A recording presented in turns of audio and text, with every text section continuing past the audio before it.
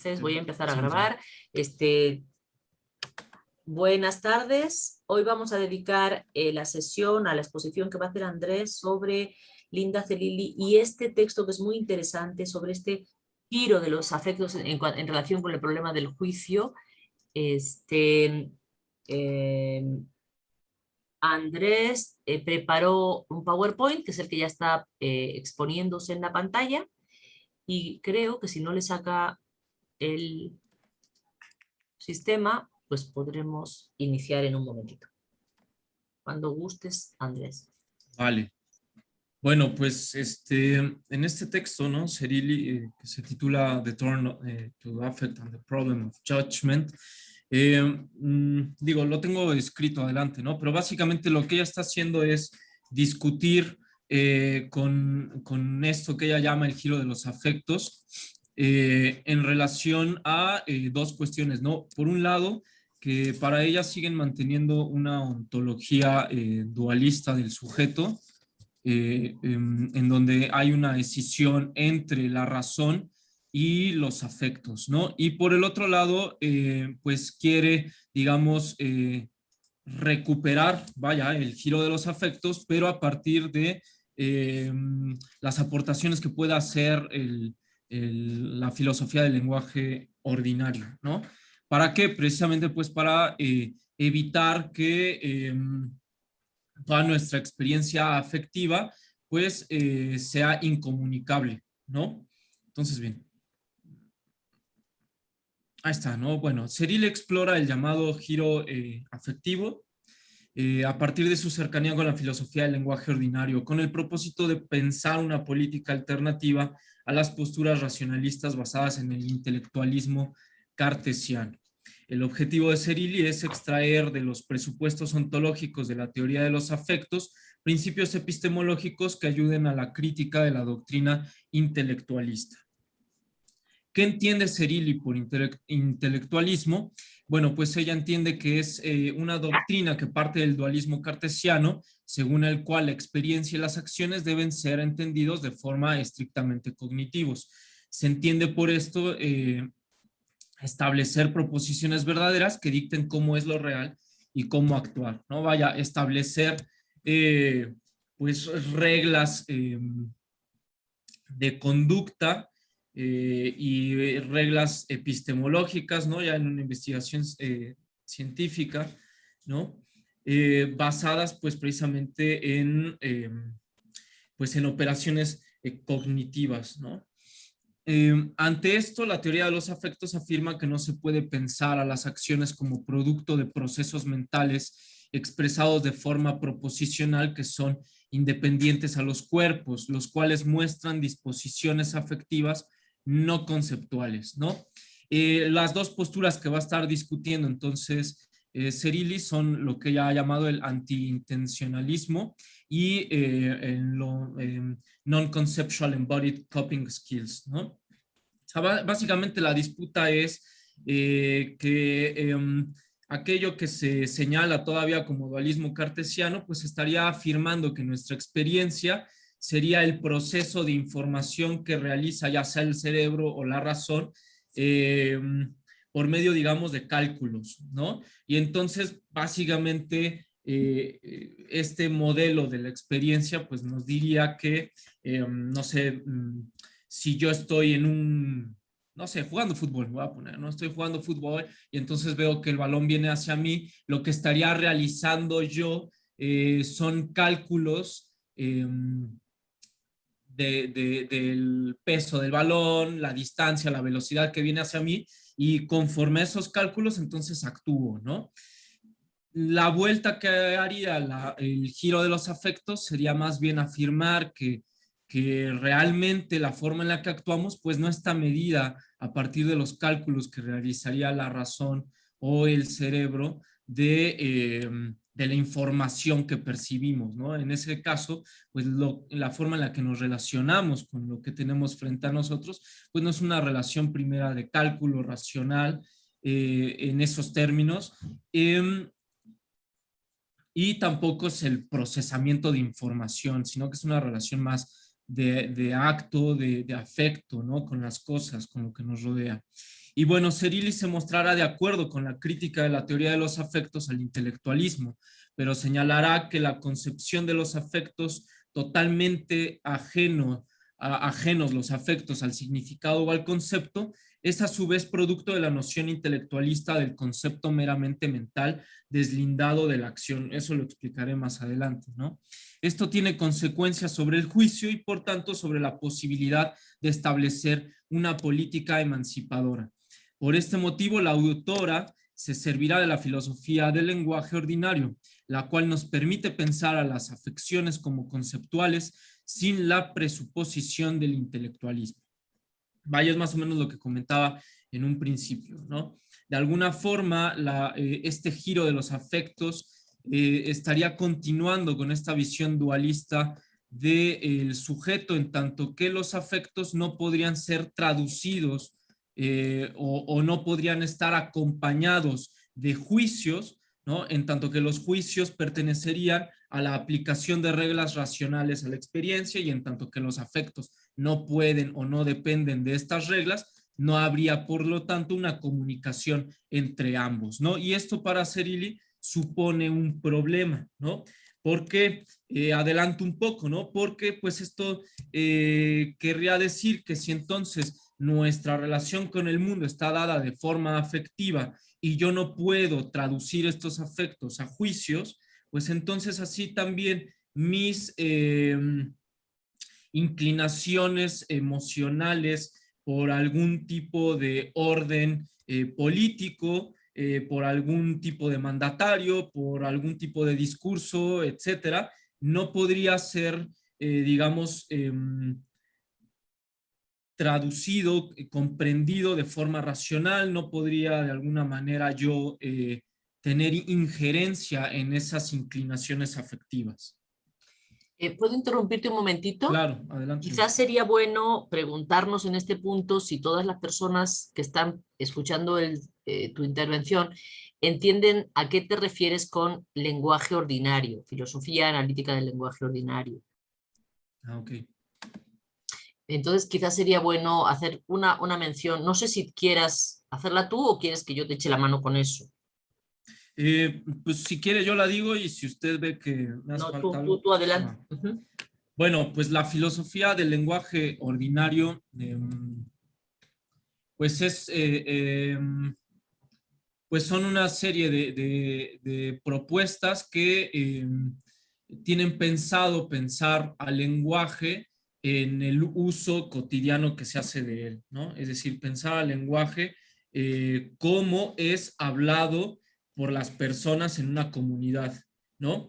En contraste con propuestas de la filosofía del lenguaje que querían pues llevarnos a la depuración de estos accidentes del habla cotidiano para poder llegar a un lenguaje que exprese de manera, digamos, infalible los hechos del mundo, ¿no? Y vaya, es el contraste total con lo que vendría siendo pues el Círculo de Viena y el positivismo lógico, ¿no? Que desarrollaron ellos. Por el contrario, la filosofía del lenguaje ordinario, pues va a decirnos, bueno, es que pues para poder entender bien el lenguaje, ¿no? A eso que llamamos nosotros lenguaje, tenemos más bien que estudiar, observar, comprender, pensar el lenguaje que se habla de forma cotidiana, ¿no? Y cómo ese lenguaje pues llega a significar y a conformarse en una comunidad, ¿no? Yo Entonces le tenemos añadiría por... un Ajá, punto, adelante. Uh -huh. a esto que acabas de decir le añadiría un punto. Digamos que los filósofos del lenguaje ideal tienen como supuesto fundamental que el lenguaje tiene una esencia y que su esencia consiste en la representación del mundo. Es decir, que lo que hace que se considere que un lenguaje es adecuado, que un lenguaje representa adecuadamente la realidad, tiene que ver con que en efecto la represente, o sea, la copie literalmente. En Algo cambio, así los como filósofos... la correspondencia Sí, entre... la idea de correspondencia, en efecto, que las palabras corresponden con algún objeto en la realidad o cuando menos con algo que puede ser determinado en la realidad. Mientras que los filósofos del lenguaje ordinario no consideran que el lenguaje tenga una esencia, sino que lo que consideran es que podemos hacer cosas con las palabras. Es decir, que las palabras son herramientas de múltiples usos. Algunos de ellos pueden ser descriptivos, pero no todo uso del lenguaje es descriptivo. Y entonces en ese sentido no hay una esencia del lenguaje, sino una multiplicidad o una pluralidad de concepciones del lenguaje. Pero en todos los casos existe para los filósofos del lenguaje ordinario una relación estrecha entre la acción, lo que hago con las palabras y lo que las palabras significan. ¿De acuerdo? Si describo, bueno, entonces estoy haciendo ciertas cosas. Si cuento un cuento, estoy haciendo otras. Si hago una promesa, estoy haciendo otras. Entonces, la validez de mi lenguaje no depende únicamente de la representación del mundo, sino pues de aquello que estoy haciendo, y si lo que estoy haciendo es socialmente comprendido y estoy transmitiendo significado de manera adecuada. ¿De acuerdo? Entonces, es en ese contexto en el que estamos ahorita. O sea, Zerilli está pensando en términos de la filosofía del segundo Wittgenstein, en términos de la filosofía del lenguaje ordinario, un poco sesgada hacia a los planteamientos wittgensteinianos, ¿va? Bueno, no sé si Yo alguien... tengo una duda. Sí. ¿Eso tiene que ver con lo que plantea Austin de la performatividad? Claro que sí, ¿Sí? claro que sí, Ok. claro que sí. Ok. Digamos que esta idea de que hacemos cosas con las palabras tiene que ver justo con que el lenguaje deja de concebirse como un conjunto de palabras cuya función y articulación tiene que ver con la copia del hecho del mundo. Cuando decimos que hacemos cosas con las palabras, establecemos un valor a la palabra que tiene que ver con que la palabra no meramente representa, sino que con la propia emisión de la palabra podemos estar trayendo al mundo algo. Por ejemplo, cuando yo digo frente a un altar, si quiero, me estoy comprometiendo, digamos, el matrimonio. O cuando yo digo, promete usted decir toda la verdad de toda la verdad, sí prometo, o juro, o sí juro, como se diga, no sé. En fin, ahí estamos haciendo cosas con las palabras, no meramente representando un hecho del mundo, sino que nuestra palabra trae consigo un hecho nuevo al mundo.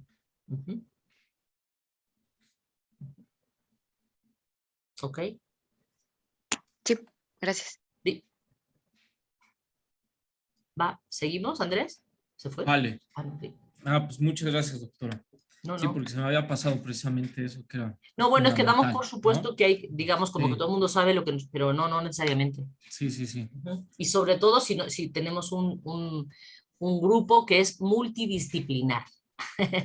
O cuando sí, menos bidisciplinar. Sí, por supuesto. Bueno, entonces, pues vaya, Zerilli pues estará retomando la filosofía ordinaria del lenguaje, precisamente y en lo especial a Wittgenstein, ¿no? Que adelanto un poco, lo va a relacionar al final con el juicio reflexionante de Kant, ¿no? Ahí habrá una especie de acercamiento entre estos dos autores que realizará Zerilli, ¿no? Entonces, vaya, pues un poco lo primero que hace Zerilli pues es presentar, ¿no?, el giro de los afectos para señalar esto que a ella le parece que todavía es, digamos, inadecuado en tanto que responde a esta ontología dualista del sujeto, ¿no? Entonces lo que hace Zerilli pues, en un principio es recuperar la distinción entre el knowing that y el knowing how de Ryle, ¿no? Así le voy a decir, la verdad no sé si se pronuncia así, pero voy a decir Ryle, ¿no? Como caracterización de lo que denomina la doctrina intelectualista, ¿no? Este knowing that y knowing how, ahorita lo explico, ¿no? Pero lo va a utilizar Zerilli en relación a la metáfora, y es uno de los autores que va a tener, digamos, en la mira, que es Herbert Dreyfus, ¿no? Este autor dice, bueno, que las proposiciones conceptuales, que serían el knowing that, se encuentran en los pisos superiores, mientras que la base están las disposiciones corporales no conceptuales, ¿no? Las non-conceptual embodied coping skills, ¿no? Vaya, la metáfora arquitectónica de Dreyfus es presentar el ser humano como si fuera un edificio, ¿no? Y entonces en este edificio hay estas dos separaciones en donde en los pisos más altos están, pues, las proposiciones conceptuales, ¿no? Los juicios como tal racionales, y a la base pues estarían todas estas formas de actuar no racionales que realiza el cuerpo, ¿no? Y entonces... ¿Puedes poner un ejemplo? Pues vaya, yo pensaría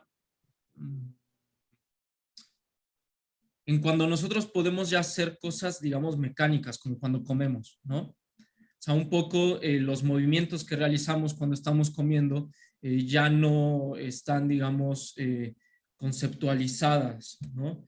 Es decir, sabemos cómo hacer eso, ¿no? Por eso es el knowing that, sabemos cómo realizar esas acciones que también menciona Serilli, que según Dreyfus dice, bueno, esto también lo compartimos con los animales, ¿no? Los animales pueden hacer ciertas cosas con su cuerpo sin la necesidad de traducir estas acciones a juicios, ¿no? O ponerlos en conceptos, ¿no? O sea, una cosa es decir, yo sé que estoy comiendo, entonces ahí estoy haciendo una proposición conceptual, yo sé que, y lo que sigue después de eso es una proposición, yo sé que estoy comiendo, y otra cosa es simplemente estar masticando y estar comiendo.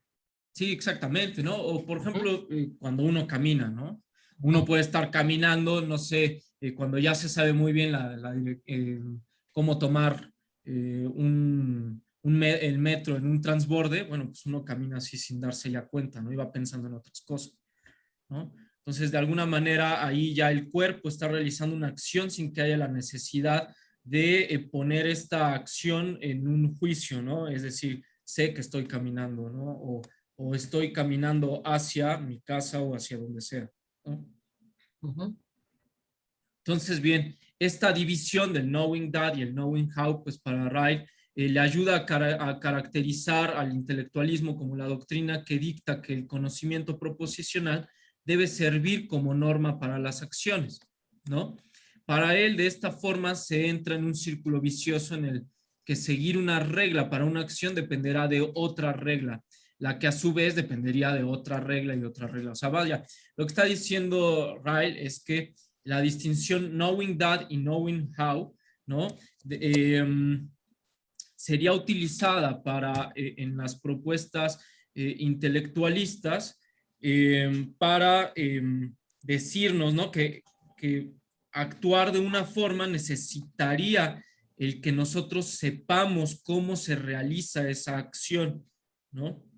Si nosotros no pudiésemos traducir a un juicio una acción, pues entonces, por lo tanto, no podríamos realizarla, ¿no? Vaya. Podemos seguir con el ejemplo, ¿no? Entonces Ajá. resulta que para poder saber que estoy comiendo, necesito saber qué es comer, ¿no? Y, así, y para poder saber qué es comer, necesito saber qué, y así sucesivamente, ¿no? Por eso es que estaríamos cayendo en un círculo vicioso, ¿ves? Si nosotros Sí, caemos en el intelectualismo, lo que decimos es que para poder guiar nuestras acciones tenemos que saber qué, ¿no? Yo sé que estoy caminando, yo sé que estoy comiendo, entonces yo sé que para alimentarme bien tengo que comer, ¿no? Y entonces, en fin, o tengo que comer verduras, por decir. Ah, bueno, entonces eso ¿cómo lo sabes? Bueno, lo sé porque las verduras son alimentos. ¿Y eso por qué lo sabes? Y así sucesivamente. Ese es el intelectualismo, ¿vale? Ajá, exactamente, ¿no? O sea, el intelectualismo haría depender nuestras acciones del conocimiento, ¿no? O sea, el knowing how tendría que depender del knowing that, ¿no? Exacto. O sea, de alguna forma, para que yo pueda caminar hacia mi casa, tendría que saber qué es caminar, ¿no? Pero vaya, uno no aprende a caminar con un video en donde se le enseñe que el pie realiza tal acción y que el balance del cuerpo se realiza de tal forma. Y entonces uno así llega a aprender a caminar, ¿no? ¿Por qué? Porque efectivamente, si nuestras acciones dependían de reglas en el sentido intelectualista, pues entonces toda regla dependería también de otra regla, ¿no? Sería un círculo, ¿no?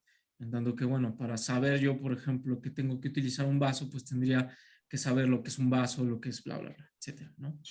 Vale. Entonces, si bien la distinción entre knowing that y knowing how ayuda a entender a las normas sociales como su consecuencia de disposiciones afectivas, para Serilli en la interpretación de Dreyfus, nos lleva a la imposibilidad de entender a estas disposiciones desde un aparato conceptual. Un poco lo que ya les comentaba, ¿no? Como para Dreyfus, somos esta especie de edificio. Para él sí, digamos que Dreyfus estaría realizando un giro en la presentación intelectualista del knowing that y el knowing how, ¿no? Para Dreyfus, primero debería yo de saber el knowing how para tener después el knowing that, ¿no? Es decir, nuestras disposiciones afectivas no conceptuales para Dreyfus estarían determinando nuestra capacidad de tener proposiciones conceptuales, ¿no? El problema que ve ahí Serilli es que, pues, nuestras disposiciones afectivas, pues, de alguna manera quedarían obscurecidas o no podrían ser, no podríamos tener acceso a ellas de forma racional, no podrían ser traducidas a juicios, no podrían ser conceptualizados, ¿no? Y entonces, bueno, el dualismo cartesiano se replica ahora en la división entre conocimiento proposicional y disposiciones corporales no conceptuales, que tiene por consecuencia un determinismo en la conducta consciente, ¿no? Es decir, la conciencia sería producto de todas esas disposiciones no conceptuales del cuerpo, ¿no? Entonces estaríamos sujetos a esto. Es el problema que está viendo Serilli. Ajá. Claro, entonces vamos otra vez a los ejemplos porque es lo mejor. Digamos que no podríamos saber lo que es comer porque no podemos conceptualizar en sentido estricto, no podemos conceptualizar, no sé, cómo los jugos gástricos están funcionando en nuestro estómago, que es una cosa que es una disposición corporal no conceptual, si me explico, o cómo masticamos, ¿no? Bueno, pues lo hacemos, digamos, tenemos esa disposición que no es conceptual y no podríamos pasar a saber lo que es comer a menos, de acuerdo con la interpretación de Dreyfus, a menos que pudiéramos pasar eso, o sea, que eso fuera la base para luego pasar a la conceptualización, ¿va? Y ella eso lo pone en duda. Sí, exactamente, ¿no? O sea, Serilli lo que está poniendo en duda es que para Dreyfus nuestras disposiciones afectivas, no sé, por ejemplo, a comer chocolate, ¿no? O sea, a mí me encanta el chocolate y bla, bla, bla. Esa disposición afectiva que estaría dada por, pues ya como mi cuerpo ha funcionado en relación al chocolate, ¿no? O sea, si se disparan endorfinas, etcétera, etcétera, no podría ser entendida racionalmente, ¿no? Y de alguna forma mi disposición a comer los chocolates estaría sujeta a estas disposiciones afectivas no conceptuales, es decir, no podría yo hacerme consciente de que esta disposición a comer chocolate, pues está, digamos, puedo yo transformarla de forma racional, es decir, conceptualizarla y entenderla, ¿no? Es el problema que está viendo Serilli, que de alguna forma, en este giro que hace Dreyfus de la relación entre el knowing that y el knowing how, lo que estaríamos haciendo sería hacer depender nuevamente ahora nuestra conciencia del cuerpo, ¿no? Y pues esto sería mantener un dualismo cartesiano, solo que ahora el cuerpo es el que mandaría sobre la mente, ¿no?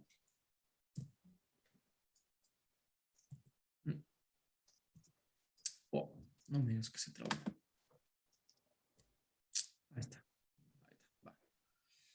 Bien, entonces, bueno, esto de alguna forma se replica en lo que Serilli va a llamar la ontología del layer cake, ¿no? De la teoría de los afectos.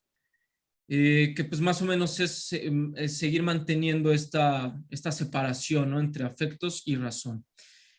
Y dice así, ¿no? El giro afectivo pues no supone como tal una ruptura de la ontología dualista cartesiana, pues algunos autores aún comprenden a los afectos como las emociones de un sujeto, ¿no?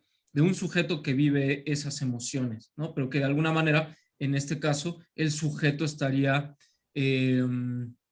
digamos, dependiendo de estas emociones y no al revés, como era el caso cartesiano, ¿no? La distinción ontológica se encuentra en la apropiación de los afectos como fuerzas preindividuales. Esta ruptura se explica en el modelo del layer cake que Clive Burnett retoma de Robert Brandon, en el que se plantea que los afectos se encuentran a la base de las acciones como disposiciones anteriores a la intencionalidad proposicional, ¿no? Que si se dan cuenta, pues es muy parecido a la metáfora del edificio de Dreyfus.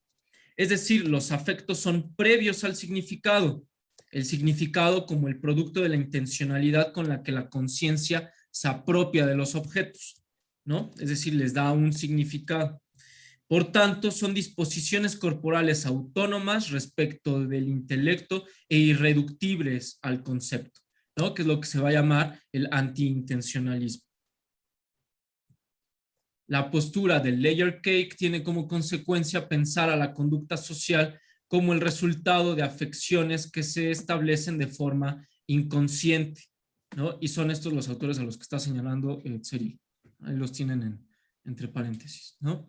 El afecto y la cognición quedan totalmente separados. El resultado es la imposibilidad de conectar nuestra experiencia cognitiva con los afectos, en tanto que la intención es la forma en la que el pensamiento se relaciona con el mundo y le representa.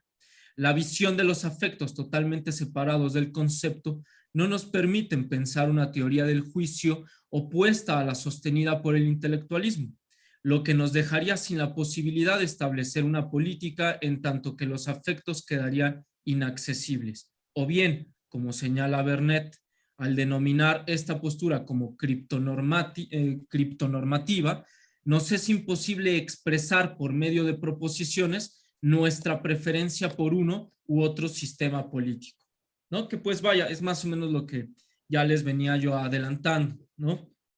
El problema que está viendo Serilli es que al sostener todavía esta separación del afecto con la razón, ¿no? Del cuerpo con la razón, estaríamos cayendo en este determinismo, ¿no? Es decir, que de alguna manera, pues nosotros no podríamos conocer o poder expresar proposicionalmente pues los motivos que nos llevan a realizar ciertas acciones, ¿no? Si se fijan, esto es un poco la clave de nuestro, bueno, no sé, digamos, por donde voy llevando el seminario, ¿no? Porque el problema que hemos tratado de enfrentar es cómo, o sea, el objetivo del seminario es discutir las relaciones entre juicio, imaginación y emociones. Entonces, aquí Serilli nos está dando en el clavo porque está diciendo, bueno, pareciera que una cierta manera de entender el juicio, la manera de hacer juicios, que es la forma intelectualista, separa el juicio de las emociones y por tanto lo que está diciendo es que para establecer normativamente cómo debamos comportarnos en el ámbito de la política, solo podemos servirnos de nuestro instrumento, digamos, de los instrumentos de la razón como un instrumento, ¿va? Pero pues ella no está de acuerdo. Y por otro lado, dice, tampoco pensar en las concepciones emotivistas, ¿no?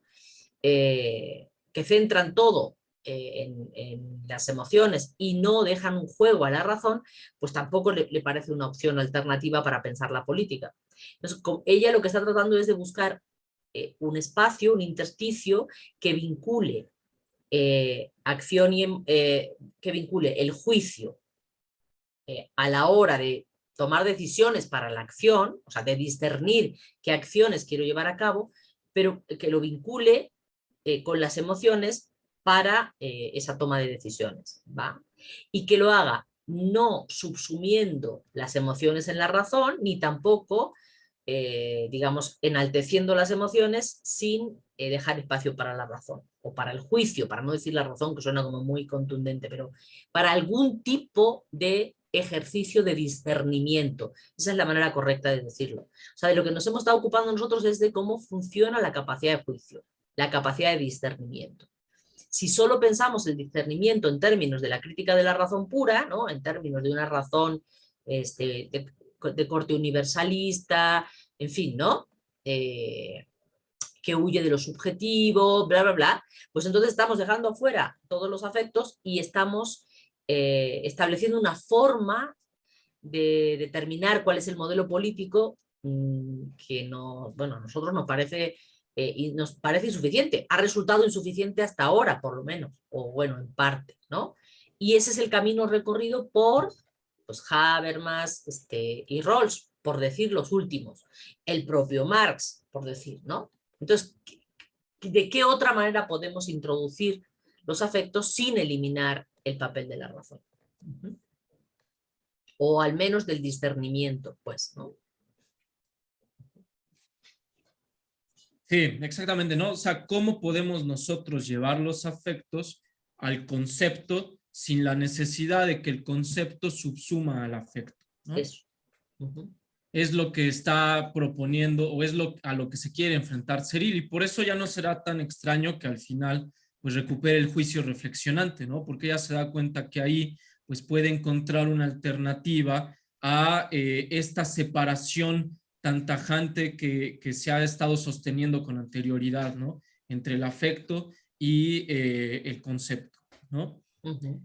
Que pues de alguna manera para ella también el giro de los afectos sigue manteniendo esta distinción, ¿no? En tanto que de alguna manera rehúye de la posibilidad de conceptualizar al afecto.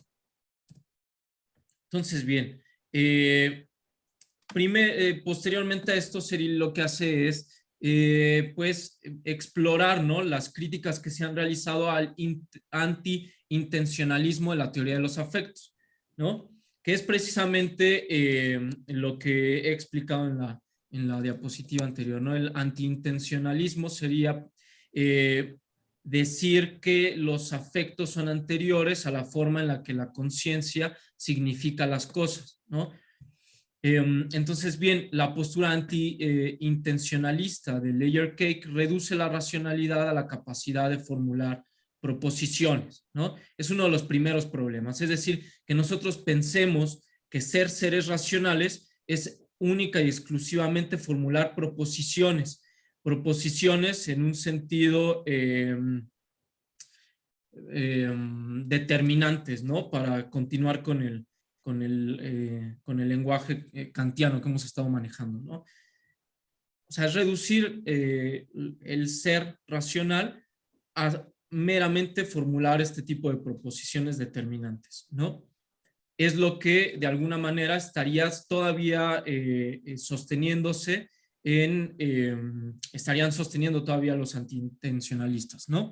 Para Leys, que pues es otra autora que recupera Cyrili, la intencionalidad es la forma en la que se dota de significado a los objetos al dirigirse a ellos. La crítica a la intencionalidad establece que existen emociones y sentimientos que no pueden ser explicados conceptualmente. Para los antiintencionalistas, notar una cosa es posible sin un concepto de esta. Si miramos el rojo, nuestra experiencia de lo que vemos excede el nombre que le damos. Por ejemplo, escuchar la quinta de Beethoven o ver Atrapados sin salida. No podemos poner en proposiciones lo que esta experiencia es como tal para nosotros, pero esta crítica se establece, según Cyrili, desde la concepción kantiana del juicio determinante, ¿no? Es decir, para todos aquellos que una experiencia no puede ser determinada conceptualmente, pues estarían funcionando con una noción de la razón de la racionalidad, en donde única y exclusivamente pues se entiende como la capacidad de formular estas proposiciones determinantes, ¿no? Pero se están perdiendo algo. para Zerilli, pues están perdiendo precisamente de que nuestra capacidad de percibir algo está dada también de forma conceptual. Entonces, bien, por lo tanto, ya sea desde el anti-intencionalismo de Layer Cake o la metáfora arquitectónica de Dreyfus, el concepto es entendido completamente como intelectual, es decir, separado por completo de los afectos y de lo que tiene lugar en el cuerpo, ¿no? Al ser el concepto, esta, digamos, forma que se da a una percepción de acuerdo a una regla del entendimiento, ¿no? Si nos quedamos solo con eso, pues efectivamente no podemos poner en palabras la experiencia de escuchar la quinta de Beethoven, ¿no? Pero hay otra posibilidad. Zerilli se distinguirá del intencionalismo de Leys, ¿no? O sea, vaya, si bien recupera Leys, se va a distinguir de ella, ¿no? Entonces, puesto que para ella lo importante no es defender la intención de la conciencia, sino repensar lo que se entiende por intencionalidad racional o conceptualización. A este propósito sirve la filosofía del lenguaje ordinario, en el que se muestra que la conceptualización no implica un intelectualismo como separación de la razón del cuerpo y su normatividad a priori. Zerilli se pregunta si podemos comprender el afecto de forma conceptual, pero que no sea intelectualista, o bien comprender al concepto como la forma del afecto. Ante este problema, la autora acude al trabajo de Wittgenstein, a la segunda parte de las investigaciones filosóficas, en la que el filósofo explica una forma conceptual de nuestro modo prepredicativo. El ejercicio es la forma en la que podemos percibir un mismo objeto bajo dos conceptos distintos. A veces vemos un pato y otras veces vemos un conejo. Esto está en el parágrafo 12, si no me equivoco, de la segunda parte de las investigaciones filosóficas, ¿no? Entonces, vaya, como les comentaba, Zerilli lo que está buscando en este momento es poder entender la conceptualización de una forma distinta a la que se piensa cuando nosotros tenemos la noción única y exclusivamente del juicio determinante, ¿no? Entonces, vaya, es esta la imagen a la que se está refiriendo Wittgenstein.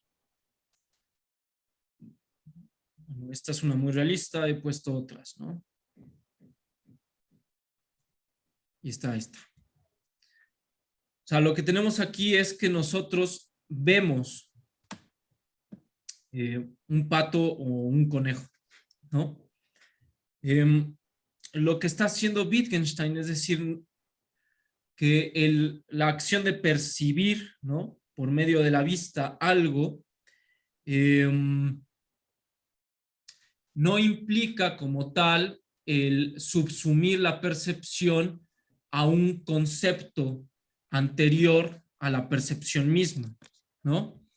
Es decir, nosotros en el momento en el que vemos esta imagen y lo primero que observamos es un pato o un conejo, depende pues, de cada quien, digamos que la percepción ya está dada de forma figurativa, ¿no? Es decir, no estamos realizando ningún tipo de interpretación. Vaya, no nos estamos preguntando, oh, estoy viendo algo como un conejo, ¿no? O estoy viendo algo como un pato. En el primer momento nosotros vemos un pato o un conejo, ¿no? Y es decir, utilizamos la expresión veo un conejo, ¿no? O sea, no hay, digamos, lugar a la duda de aquello que estamos viendo en un principio. Después vemos otra cosa, vemos un pato, vemos o un conejo, ¿no? Depende de lo que hayamos visto al principio. Ya, digamos, en esta transformación, digamos, de nuestra percepción, ahí sí ya Wittgenstein empieza a explicar, ¿no? Bueno, pues hemos visto, comenzamos a ver otra cosa, ¿no? Pero este ver otra cosa no depende de la transformación del objeto como tal, es decir, no es una cuestión empírica, ¿no? En el sentido de que no es la transformación del objeto frente a nosotros, sino que lo que ha pasado es que tenemos una percepción distinta del objeto porque lo figuramos de manera distinta, ¿no? Y entonces, vaya, en ese sentido, por eso no es interpretativo la forma en la que lo vemos, porque no estamos, digamos, a una figura que se nos da, no le estamos poniendo el concepto pato o conejo. ¿A qué voy? O sea, vaya, un poco es para que nosotros podamos interpretar algo, es decir, poder aplicar un concepto en el sentido determinante a una cosa, de alguna, esta cosa ya se nos debe de haber presentado con alguna forma, ¿no? Y entonces esta forma ya la contrasto yo con el concepto que tenga de lo que se le parezca a la forma, ¿no? Puede ser en este caso, bueno, pues está el pato o el conejo, ¿no? Y ahí ya puedo yo hacer, digamos, la comparación, pero antes de la comparación, aquello que yo percibo ya está figurado, ¿no? Entonces, en ese sentido, no es un ejercicio de interpretación el hecho de que yo ya vea en un principio un pato o un conejo, ¿no? No sé si la doctora quiera complementar esto o alguien tenga alguna duda, si quedó claro. Más bien si alguien tiene alguna duda, si se está entendiendo.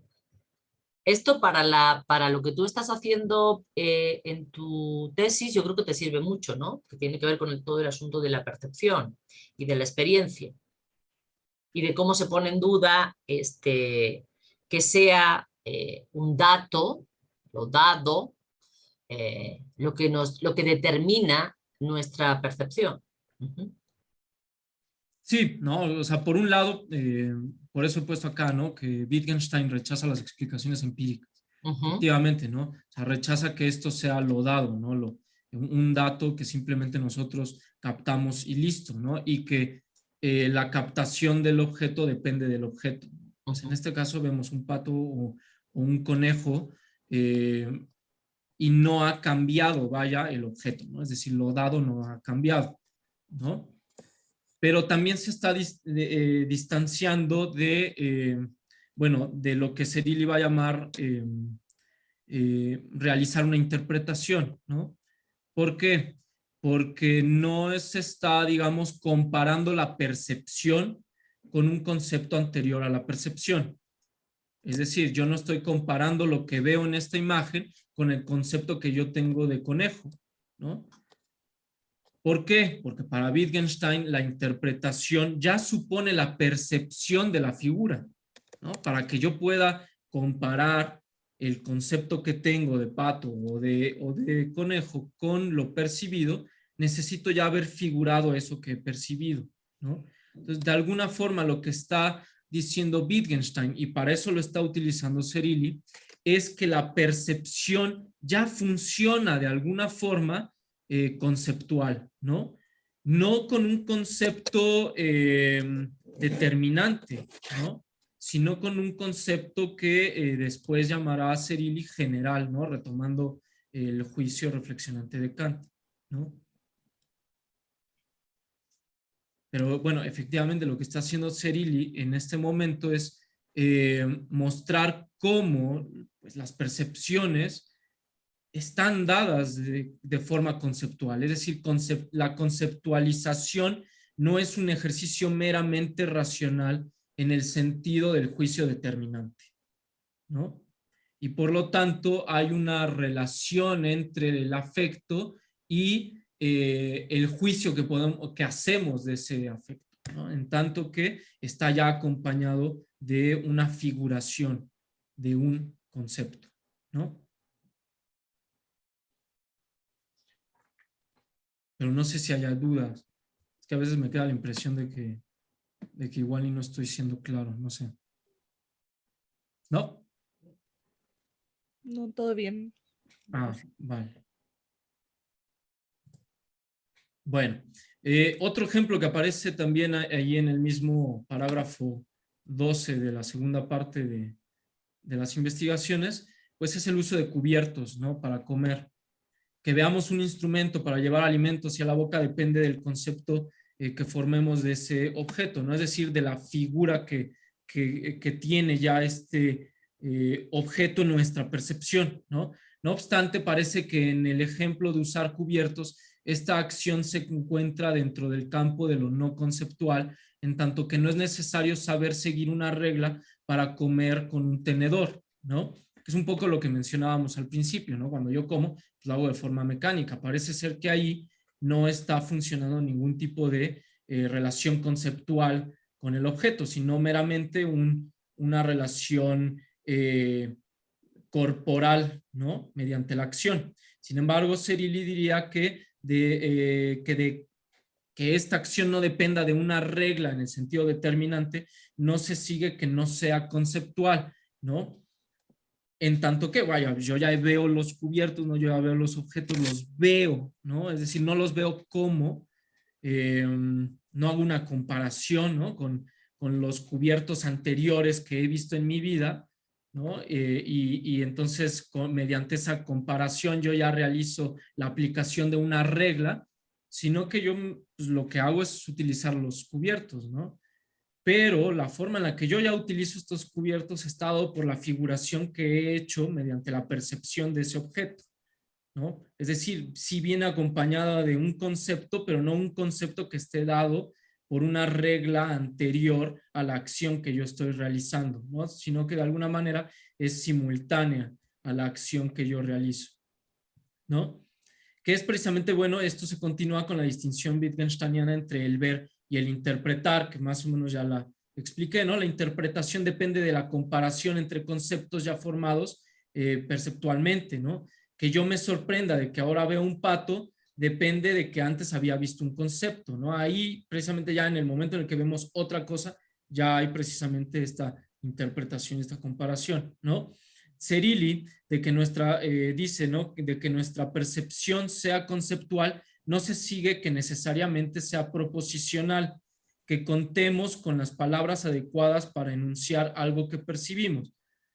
Se refiere sobre todo a que en el momento en el que yo veo una figura, ¿no? Quitemos lo del pato y el conejo, ¿no? Por ejemplo, puede ser el rostro de alguien que yo conozco, ¿no? En el momento en el que yo realizo o se da la percepción, ¿no? En mí de este rostro, no es necesario que yo diga, ¿no? Que yo enuncie, estoy viendo a alguien conocido, ¿no? Que dentro de mí se realice precisamente esta operación proposicional, ¿no? De tener esta información que se me da, ¿no? De estos datos y acomodarla mediante la proposición y efectivamente verificar que estoy viendo a una persona que conozco, ¿no? Es Un lo que no ejemplo, es necesario.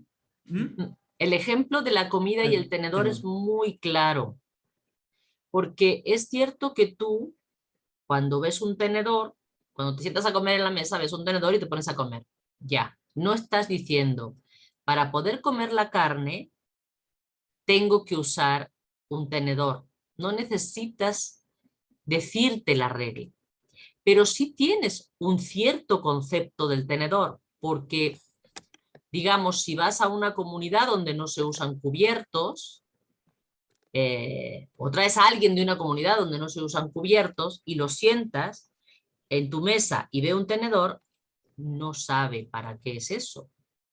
¿Sí se entiende? Entonces, lo que sí está diciendo es que de que tengamos un concepto que ya nos formamos del objeto, no se sigue que tengamos que emitir una regla para poder llevar a cabo una acción.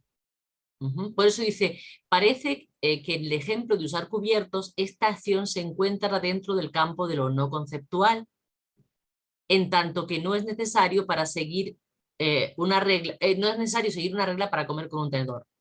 Claro, pero lo que dice Zerilli es, no es necesario seguir una regla para comer con un tenedor, pero de eso no se sigue que no haya un concepto ahí.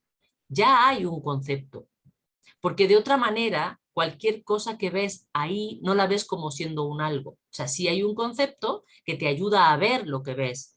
Y otra cosa es que luego tú puedas comparar. Entonces, supongamos que yo llego a una comunidad donde nos sentamos todos frente a un platón que está en medio. Y yo miro a mi alrededor y digo, uy, pero no hay cubiertos. Pero entonces observo cómo todo el mundo agarra una tortilla y con la tortilla cucheretea en el plato, ¿no? Y de ahí se sirve. Y entonces, ¿yo qué hago? Lo que yo veo es una tortilla, de la cual ya tengo concepto. Después hago una interpretación y digo, ah, en esta comunidad no se usan cubiertos, se usan las tortillas como si fueran cucharas. Ahí ya estoy haciendo una interpretación. Ahí estoy ya introduciendo un juicio, digamos, estoy diciendo, en esta comunidad se usan las tortillas como si fueran cucharas. Antes de eso, yo lo que vi fue una tortilla. O supongamos que no fuera una tortilla, sino que fueran los palillos, ¿no? De los chinos. Ok, voy a una mesa, ¿no? Y entonces no hay más que ahí unos palos que yo antes no había visto nunca. Supongamos que nunca hubiera tenido contacto con la cultura china. Bueno, entonces ahí veo unos palos y de pronto veo que, digo, ah, aquí usan esos palos para comer, como si fueran tenedores. Pero de momento yo ya vi algo, tengo un concepto. Una cosa es ver y otra interpretar.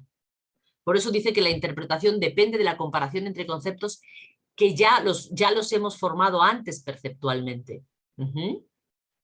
¿Vale? Y por eso dice, con relación a la distinción entre pato y conejo, yo de un golpe de vista a lo mejor veo un pato. Y alguien me dice, no, pero mira, si te fijas, aquí está el conejo, mira las orejas. Ah, es cierto. Entonces empiezo a comparar. Ah, es verdad, mira.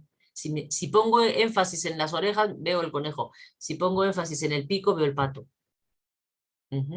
¿Va? Pero ahí ya sí hay interpretación. Antes de eso lo que hice fue ver. Ahora, supongamos a alguien que nunca en su vida hubiera visto un conejo, jamás, nunca. Solo podría ver un pato. No podría ver un conejo. Sí, sí se entiende. Y eso es lo que está diciendo Ferilli. Por eso dice, sí, nuestra percepción es conceptual, aunque de eso no se siga que sea proposicional. Es decir, lo que está diciendo es, necesitamos pensar con algún tipo de concepto.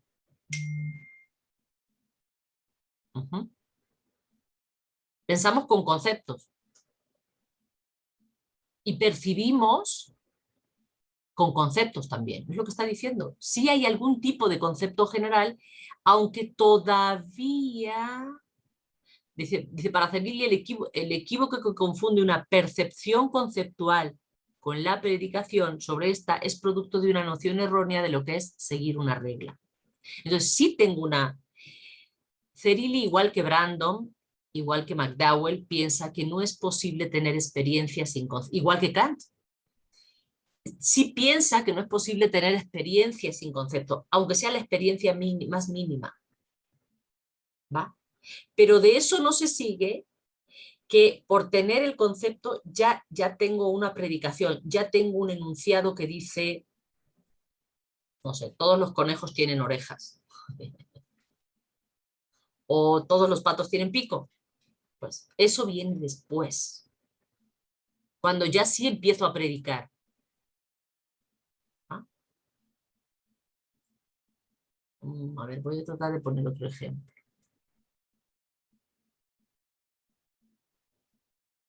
Pues no sé, la primera vez que yo llegué a un tianguis, ¿no? Y que vi una papaya. Yo no había visto nunca jamás una papaya en mi vida, nunca. Nunca. En España no había visto una papaya nunca jamás. Entonces yo llego y yo tengo una percepción. Yo tengo una percepción de algún tipo de fruto o de... Pues no estoy segura porque tiene una forma así y entonces podría ser una patata grande. No sé, ¿no? Entonces, lo primero que tengo es una percepción e inmediatamente busco generarme un concepto que todavía no tengo. Pero tengo una percepción. ¿Qué percepción tengo? Tengo una percepción de que tengo ahí algo que es un fruto de color naranja, de tamaño mediano, bla, bla, bla, bla, bla, bla, bla. ¿Sí? Entonces empiezo ya a interpretar para poder como hacer un juicio y decir, esto es una papaya. Pero antes de eso tuve una percepción. Y en el momento que tuve la percepción, empecé a buscar conceptos que me ayudaran a apresar la percepción que tenía. Tengo un concepto de algo que huele de un modo, que si me lo dan a probar sabe de un modo. ¿Va? ¿Sí se ve eso? Andrés, ¿tú también?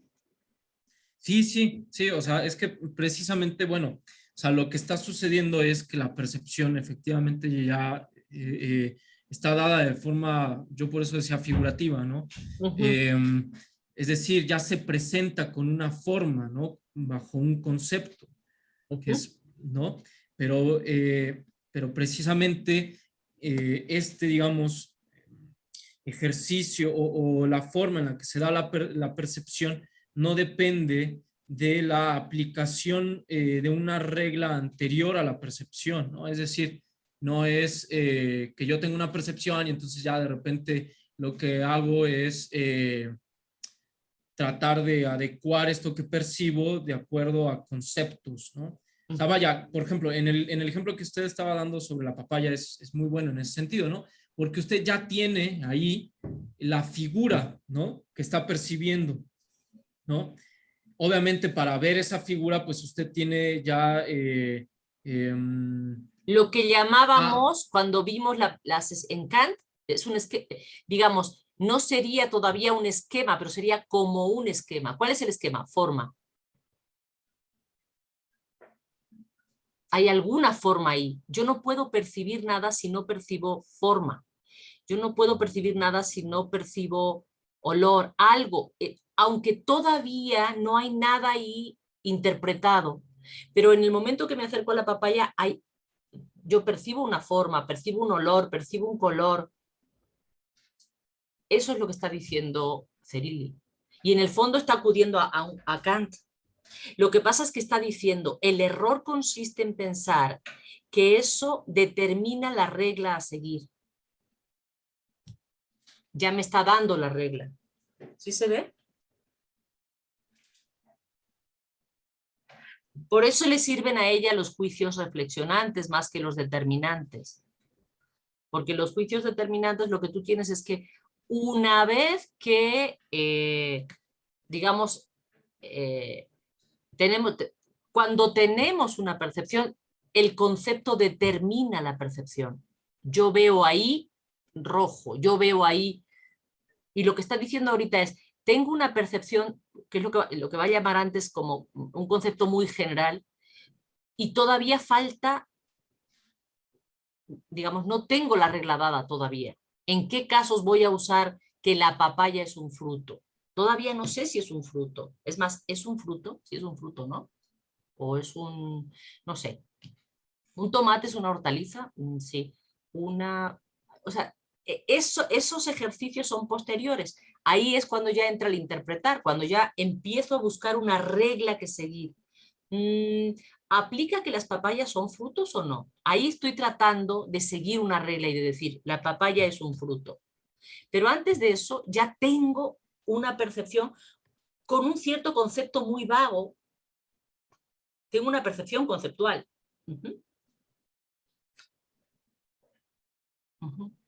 ¿Sí se entiende?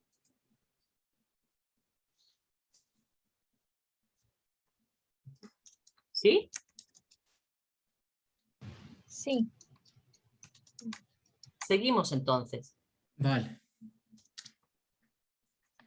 Bueno, entonces, o sea, la confusión que existe, ¿no? Según Cerilli, en pensar que las percepciones deben ser subsumidas a un concepto anterior a la percepción, está dado por una forma errónea de pensar lo que es seguir una regla, ¿no? Y ahí va a continuar con Wittgenstein, ¿no?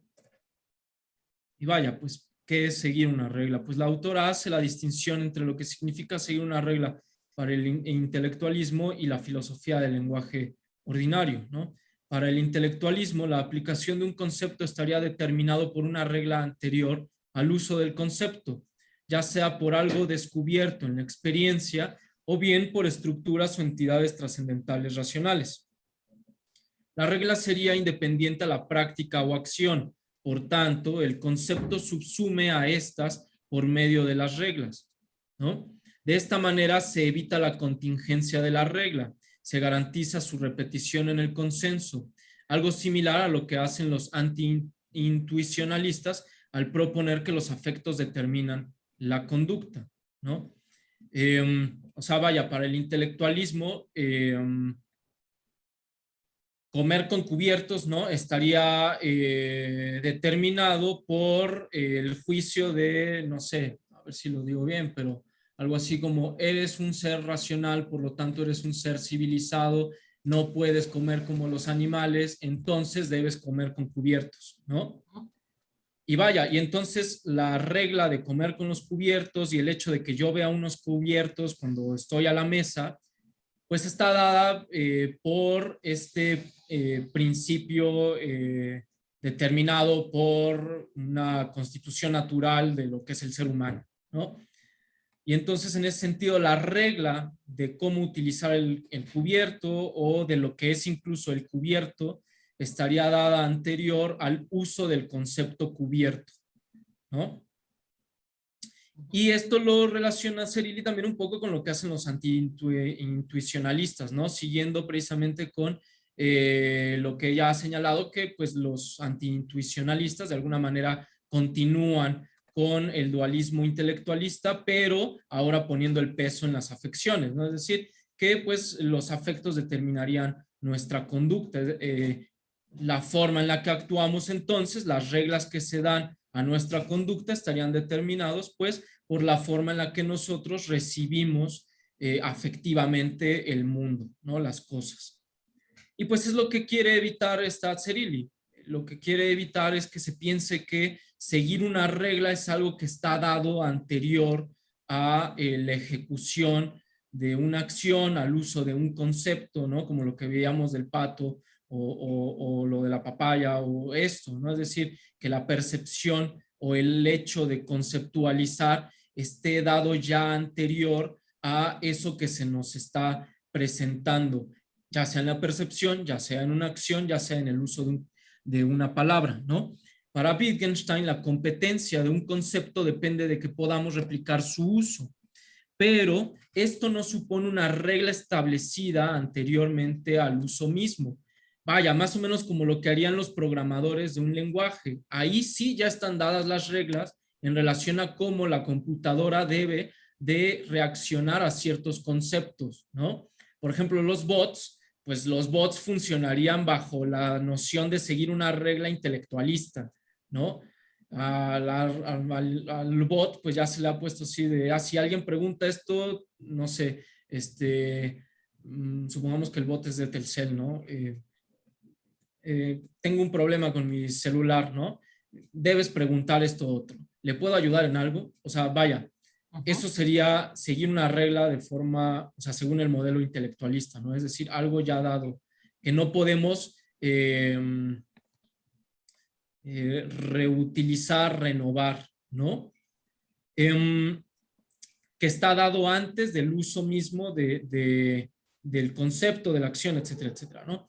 El ejemplo que pone Wittgenstein es el de la adición matemática, ¿no? Seguir una regla supone ejecutarla, ¿no? Es decir, vaya, efectivamente yo para decir que estoy siguiendo la regla de usar los cubiertos, pues los utilizo para comer, ¿no? Pero no ejecutarla no supone desconocer la regla, sino jugar otro juego, ¿no? Esto es un poco, va en contra a creer que si en una comunidad no comen con cubiertos, pues no están siendo racionales, en tanto que no pueden seguir esta regla que nosotros ya hemos fundamentado en O nuestro mejor, o concepto más de fácil, si en una naturaleza humana. comunidad no comen con cubiertos, entonces decimos, no, es que ellos no están comiendo. Eso sería más drástico, ¿ves? Entonces lo que te dirían los de la comunidad, no, sí, estoy comiendo, pero comiendo de otra manera. ¿Ves? Ajá. Y tú aquí pones, por ejemplo, dices la adicción en matemáticas.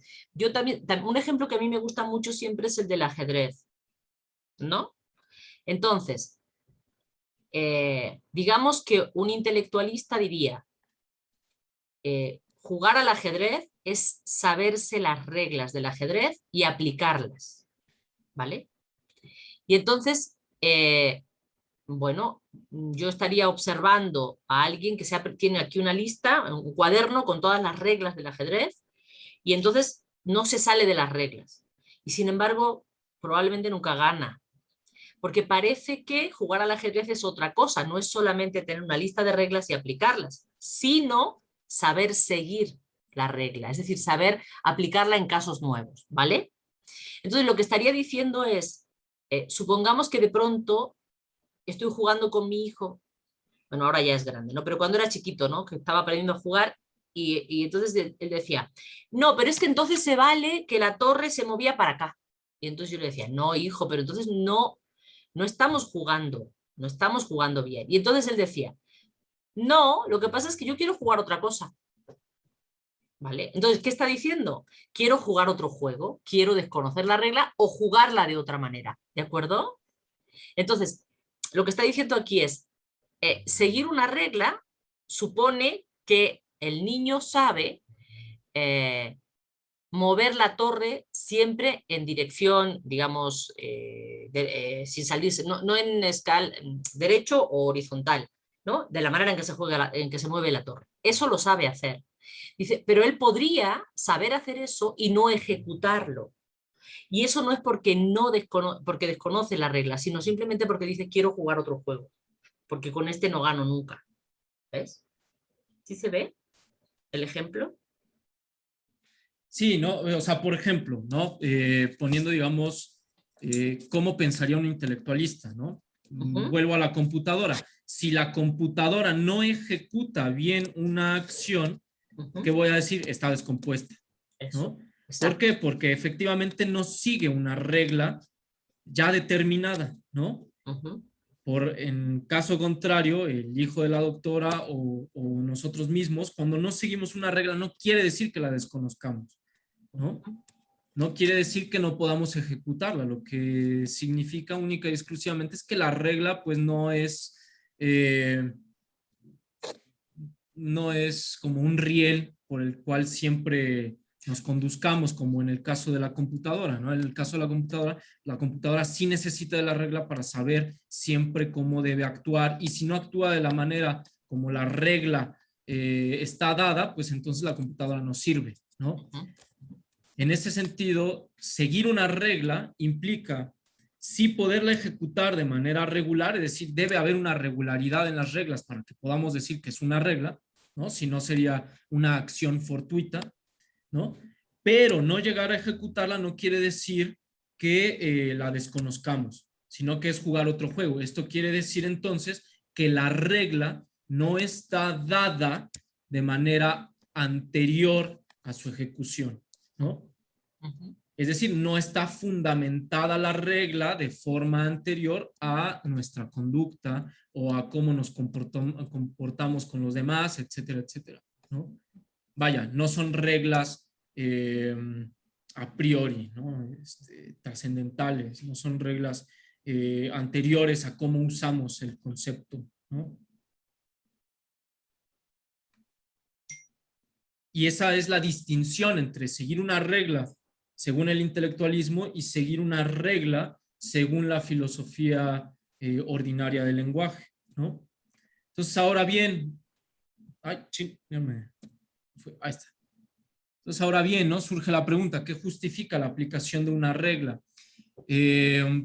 Ahí está, Cerili va a acudir a otro autor, Stanley Cavell, ¿no? Que va a decir que pues no hay nada que sirva de justificación a la regla, ¿no? Lo que hay más bien son coincidencias en las formas de vida, ¿no? Coincidencias en las intenciones, sentimientos, humores, significados, ¿no? Volviendo a los ejemplos, o sea, usamos el tenedor como... ¿Por qué lo usamos como lo usamos? ¿Por qué para comer usamos tenedor? ¿Por qué la sopa la comemos con cuchara? Bueno, yo he visto gente que come, no sé, el arroz con cuchara, la paella, ¿no? Yo invito a paella y agarran la cuchara y a mí yo digo, ups, ¿no? ¿Por qué comen con cuchara la paella? Bueno, finalmente es una forma de vida, digamos, hay formas de vida detrás del uso de los cubiertos como los usamos, por decir, ¿no? Entonces, ¿qué es lo que justifica que usemos los cubiertos como los usamos? Pues nada, las formas de vida. Entonces no hay una fundamentación última. Exactamente, ¿no? O sea, vaya, que usemos cubiertos no quiere decir que nosotros sepamos que la forma del cubierto es muchísimo más adecuada porque hemos llegado a determinar que las puntas son mejores para poder trinchar la carne, etcétera, etcétera, con base en el conocimiento de la figura del triángulo, ¿no? Ujú, Entonces, vaya, entonces el uso, ¿no? de eso, ¿no? ujú. Vaya, el knowing how del cubierto, el saber cómo usar el cubierto no estaría, vaya, dado o fundamentado en un saber, en un conocimiento racional pongo yo ahorita la forma triángulo, ¿no? Que son los trinchos del cubierto, ¿no? No está justificada de esa forma, no está dado por un conocimiento, por el knowing that racional, ¿no? Es decir, el conocimiento racional de la forma triángulo, que estoy poniendo ahorita como ejemplo, no nos da la regla de por qué es mejor comer con cubiertos. Son más bien ciertas contingencias que se han dado históricamente en las coincidencias de formas de vida, ¿no? De la manera en la que nosotros nos hemos relacionado unos con otros, son las formas en las cuales determina que pues eso sea una regla aquí, ¿no? En otro lugar, por ejemplo en la India, pues comen más bien con la mano izquierda. Bueno, ¿por qué? Pues no es porque les falte una especie de conocimiento sobre el tenedor, ¿no? Sino porque así ha sido la forma de vida que se ha dado en ese lugar. Y por lo tanto la regla de debes de comer con la mano izquierda pues no está dada o justificada de forma exterior a la práctica de comer con la mano izquierda, ¿no? Bien, ¿y Entonces, esto vaya, para qué lo utiliza Cerili? Esta ah, información de cómo seguir una regla, ¿para qué la utiliza Cerili? sí, esto lo está utilizando Cerili en relación al problema que veía antes de cómo la percepción está, digamos, dada bajo la forma de un concepto, ¿no? Porque para tanto los anti-intuicionalistas, bueno, los de Layer Cake, y para los intelectualistas,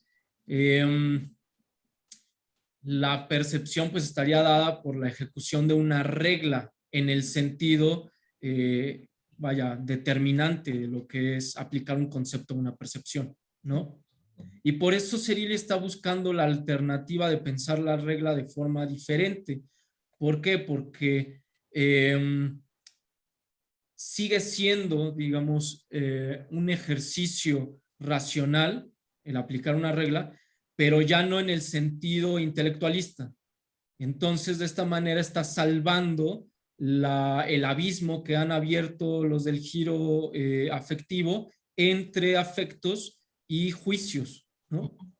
Porque la aplicación de un concepto en el juicio reflexionante, pues ya, digamos, se ajusta más al seguir una regla en el sentido de Wittgenstein que al seguir una regla en el sentido intelectualista, ¿no? Entonces, para eso le está sirviendo a Cerili, para poder conciliar estas dos dimensiones que en la ontología cartesiana continuada por los de Layer Cake habían quedado completamente separadas, ¿no?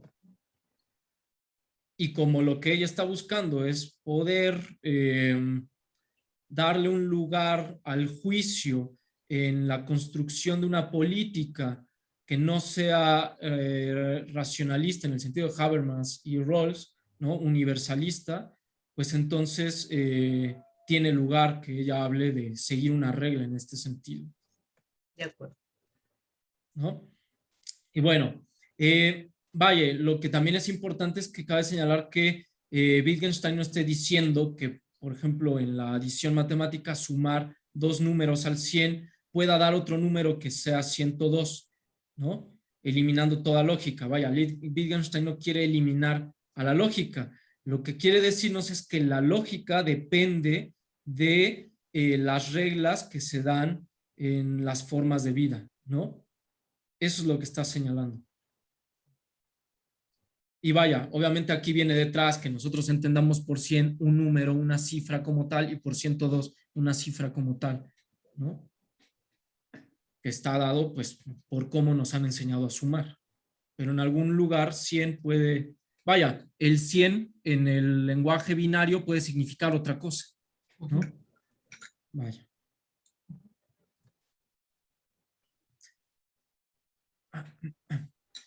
¿No? Y entonces, vaya, Cyril en este punto, ya que ha reflexionado sobre cómo la percepción se da de forma conceptual, es decir, los afectos de alguna manera o las disposiciones corporales suceden de forma o vienen acompañadas por conceptos, pero no por conceptos en el sentido intelectualista, ¿no?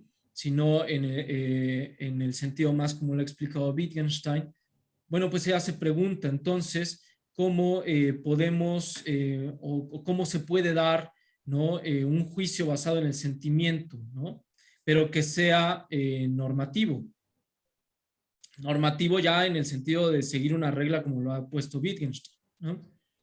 A la condición de criptonormativismo de la teoría de los afectos, que significa, según el término de Bernet, que no se puede expresar racionalmente nuestra preferencia por la democracia, por ejemplo, debido a que se encuentra determinada esta por nuestros afectos, los cuales son totalmente subjetivos. Debemos mostrar que estos afectos pueden servir de forma normativa para nuestros juicios, ¿no? Vaya, si se dan cuenta, aquí está recuperando nuevamente a Kant, ¿no? Y bueno, lo va a explicar, lo va a poner de forma explícita, ¿no?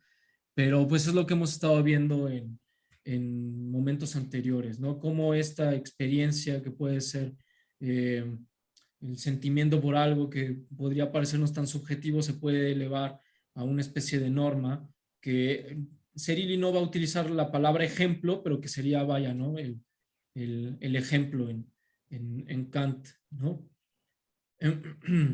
La autora se sirve de la interpretación de Cabel al juicio reflexionante en Kant.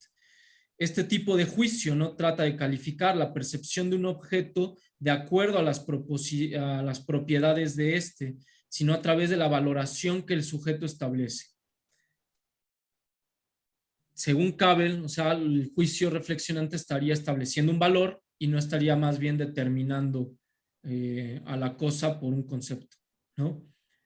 La diferencia entre lo agradable y lo bello, ¿no? Que es, bueno, lo va a recuperar este Cabel, que es esta cuestión, ¿no? De que lo agradable pues depende, ¿no? Del objeto, es totalmente particular, ¿no? A mí me parece agradable el café con matcha y a otra persona le puede parecer aberrante, ¿no? Es decir, depende del objeto, depende de cómo está también constituido el objeto, ¿no? Si esa combinación es amarga y a mí me gustan los sabores amargos, pues depende que me parezca agradable de que el objeto tenga esa propiedad, ¿no? En el caso de lo bello, pues según Cabel, así como lo está explicando Cyrili, pues es general y no depende del objeto, ¿no? Que vaya, va de la mano de lo que ya vimos con Aura. Los juicios evaluativos son asimilados al juicio reflexionante de Kant. Para Cabel, estos no son concluyentes en el sentido lógico, ni racionales en el sentido de los juicios de la ciencia. De serlo, no existiría ninguno de los campos como el arte, la política o la moral. De esto se deduce que la racionalidad no se limita al razonamiento lógico, que es de las cosas por las que está pujando esta Cyrili, ¿no? Extender, vaya, nuestro concepto de racionalidad más allá del intelectualismo. Para Cabel, la racionalidad debe ser entendida como el acuerdo en cuanto a formas de vida al que llegamos sobre los patrones que usamos para aceptar una conclusión como válida, más que el acuerdo incontroversial sobre estas conclusiones.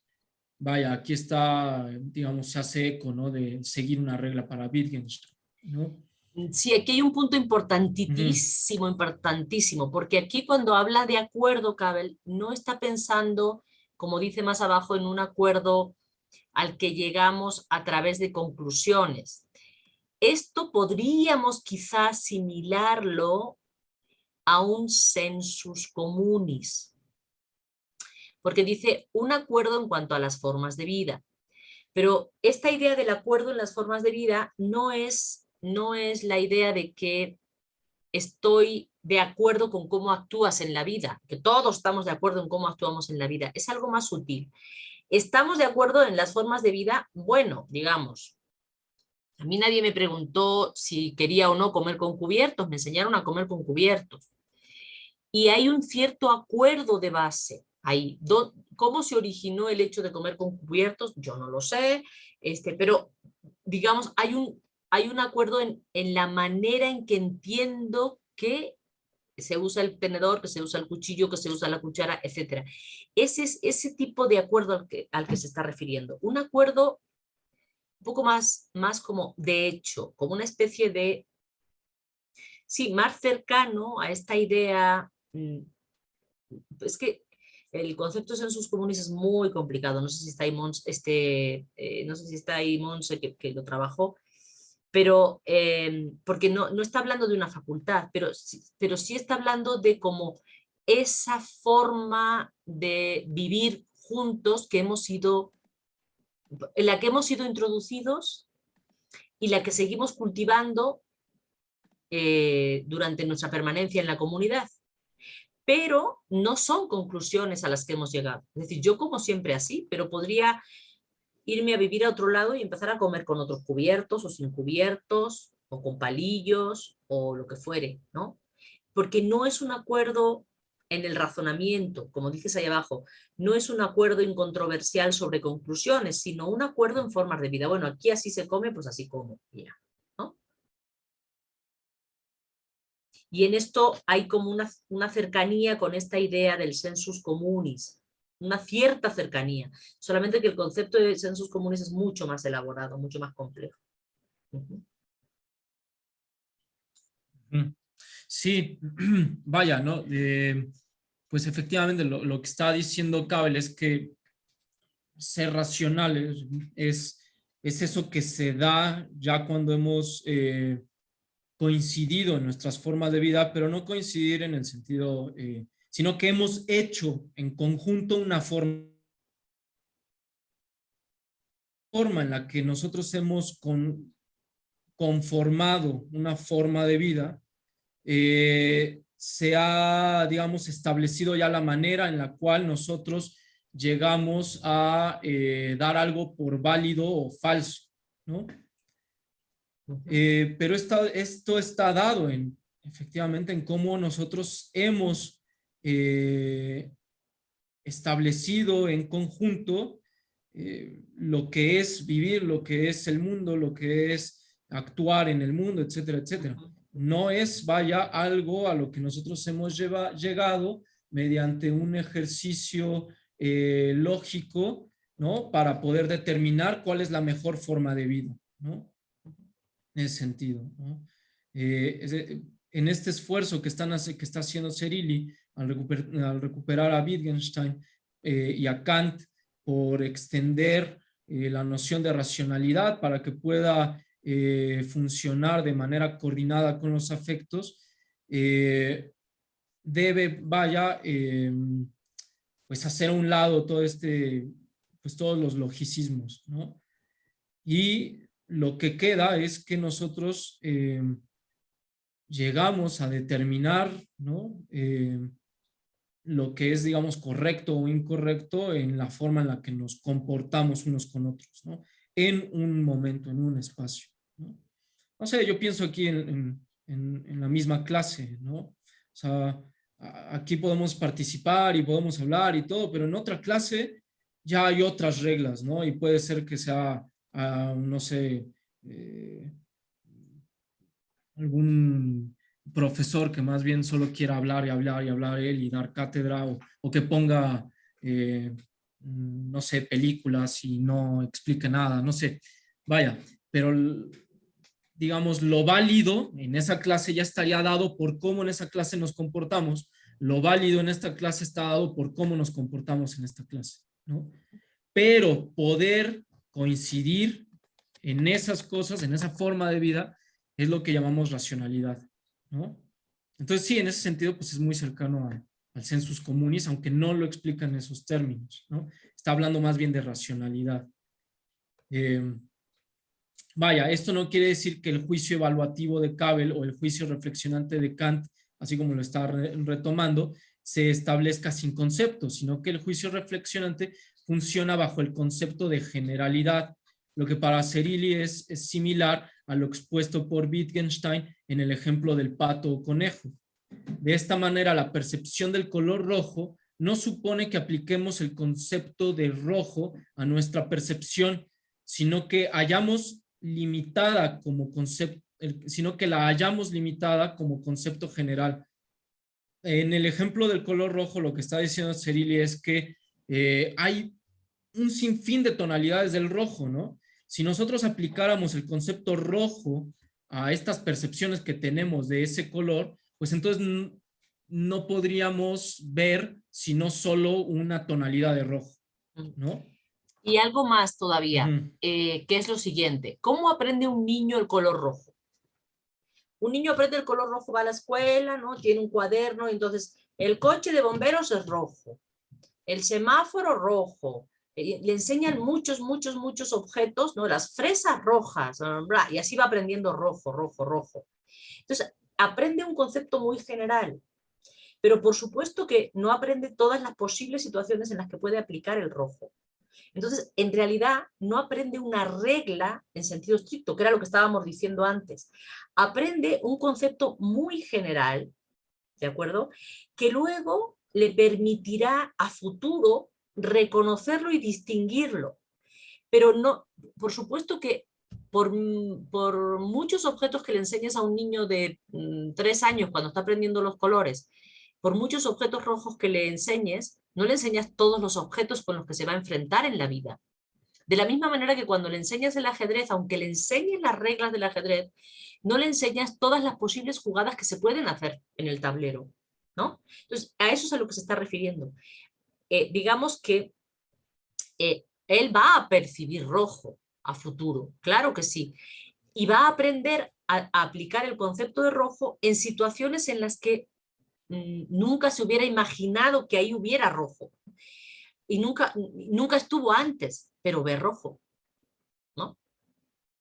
Te dan un puñetazo en el ojo, mira, vi como rojo, vi como rojo, ¿no? Bueno, eso es lo que aprendes, por eso hablan de un concepto muy general que no implica una regla que aplicar de manera estricta, ¿no? Solamente el rojo se aplica cuando veas manzanas rojas, cuando veas camiones de bomberos rojos, cuando veas fresas rojas, no. Se aprende un concepto muy general de rojo que luego se aplica y se replica en muchos casos y situaciones futuras. Eso es lo que estaría un poco diciendo. Sí, claro, ¿no? También implica la aplicación futura de este concepto, ¿no? Exacto, exacto. Si fuera un concepto único, ¿no? Es determinante, ¿no? Tampoco podría ser aplicado a otras tonalidades del rojo, ¿no? Porque ya o sea, no lo que están haciendo aquí es como están matizando un poco los planteamientos de Kant. Kant también habla de que tú tienes un concepto y lo aplicas a los casos particulares, pero aquí lo que te están diciendo es, no, para el caso de estos juicios reflexionantes o estos juicios evaluativos de los que habla Cabel, es si tenemos un cierto concepto. Bueno, en el caso de los juicios reflexionantes tenemos un caso particular y generamos un concepto muy general. De la misma manera, Cabel dice, bueno, tenemos un cierto concepto muy general y ese es el que luego vamos viendo en situaciones futuras cómo reconocerlo y cómo distinguirlo. Si se fijan, no sé si se están dando cuenta, pero de fondo aquí está el asunto de el papel que juega la imaginación. No sé si está por aquí Ernesto y ahora se ha tenido que ir, me mandó un mensajito que se tenía que ir. Pero aquí está en juego cómo, aunque no lo está diciendo, ¿no? Aquí, ¿cuál es la capacidad que me permite, una vez que yo he aprendido a reiterar esta idea de rojo, ¿no? Lo que yo hago es poner en juego mi imaginación y aplicarlo. Pero ahí lo que estarían diciendo Cabel, Kant en el juicio reflexionante y Serilli es, ahí estoy yendo, no estoy restringida al concepto. Hay un concepto muy general y yo, es decir, mi imaginación juega a la hora de aplicarlo.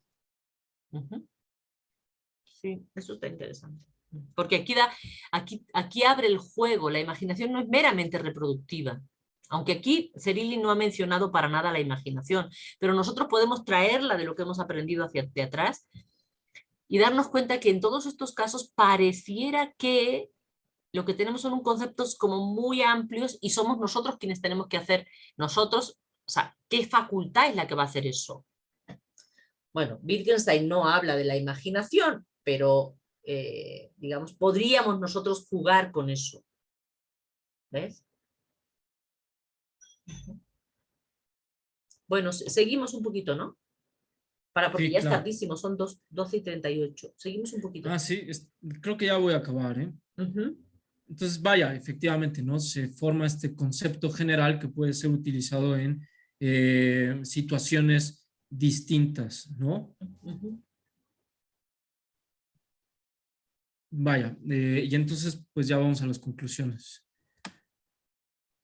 Que la teoría de los afectos nos ayuda a comprender la manera en la que se establecen formas de actuar independientemente de principios racionales, de acuerdo con el intelectualismo, pero que el rechazo a la conceptualización de los afectos continúa operando bajo la distinción del intelectualismo cartesiano.